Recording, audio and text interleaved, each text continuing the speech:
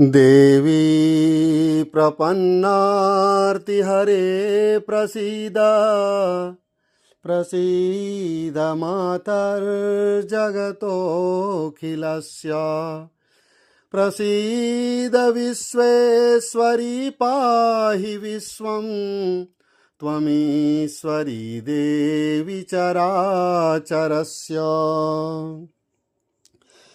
पिण्डज प्रवरारूढा चण्डकोपास्त्रकैर्युता प्रसादं तनुते मह्यं चंद्रघंटेति विश्रुता। माँ दुर्गा जी के तीसरे स्वरूप, तीसरी शक्ति का नाम चंद्रघंटा है। नवरात्रि उपासना में तीसरे दिन इन्हीं के विग्रह की पूजा आराधना की जाती है। इनका यह स्वरूप परम शांतिदायक और कल्याणकारी है। इनके मस्तक में घंटे के आकार का अर्धचंद्र है। इसी कारण से इन्हें चंद्रघंटा देवी कहा जाता है। इनके शरीर का रंग स्वर्ण के समान चमकीला है। इनके 10 हाथ हैं। इनके 10 हाथों में खड़ग आदि शस्त्र तथा बाण आदि अस्त्र विभूषित हैं। इनका वाहन सिंह है। इनकी मुद्रा युद्ध के लिए उद्यत रहने की होती है। इनके घंटे सी भयानक चंड ध्वनि से अत्याचारी दानव, दैत्य, राक्षस सदैव प्रकंपित रहते हैं। नवरात्र की दुर्गा उपासना में तीसरे दिन की पूजा का अत्यधिक महत्व है। इस दिन साधक का मन मणिपुर चक्र में प्रविष्ट होता है। माँ चंद्रघंटा की कृपा से उसे अलौकिक वस्तुओं के दर्शन होते हैं, दिव्य सुगंधियों का अनुभव होता है तथा विविध प्रकार की दिव्य ध्वनियाँ सुनाई देती हैं। ये क्षण साधक के लिए अत्यंत सावधान रहने के होते हैं। माँ चंद्रघंटा की कृपा से साधक के समस्त पाप और बाधाएं विनष्ट हो जाती हैं। इनकी आराधना सद्य फलदायी है। इनकी मुद्रा सदैव युद्ध के लिए अभिमुख रहने की होती है। अतः भक्तों के कष्ट का निवारण ये अत्यंत शीघ्र कर देती हैं।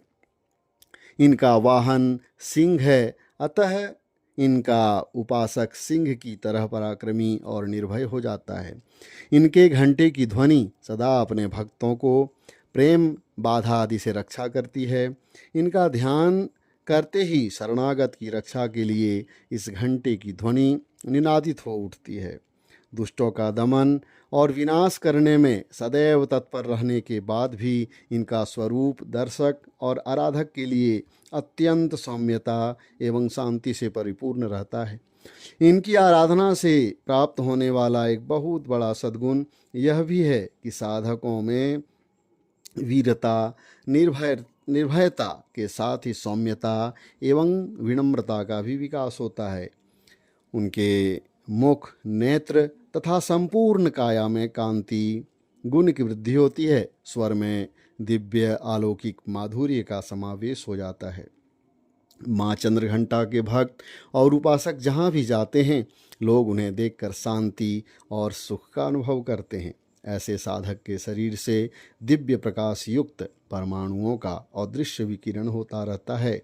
यह दिव्य क्रिया साधारण चक्षुओं से दिखलाई नहीं देती, किंतु साधक और उसके संपर्क में आने वाले लोग इस बात का अनुभव भली भांति करते हैं। हमें चाहिए कि अपने मन, वचन, कर्म एवं काया को विहित विधि विधान के अनुसार पूर्णतः परिशुद्ध एवं पवित्र करके माँ चंद्रघंटा के शरणागत होकर उनकी उपासना आराधना में तत्पर हों। उनकी उपासना से हम समस्त सांसारिक कष्टों से विमुक्त होकर सहज ही परम पद के अधिकारी बन सकते हैं। हमें निरंतर उनके पवित्र विग्रह को ध्यान में रखते हुए साधना की ओर अग्रसर होने का प्रयत्न करना चाहिए। उनका ध्यान हमारे इहलोक और परलोक दोनों के लिए परम कल्याणकारी और सद्गति को देने वाला है। पुनः माँ चंद्रघंटा के चरणों में कोटि कोटि प्रणाम निवेदित करता हूँ। जय माँ चंद्रघंटा, जय माँ भगवती।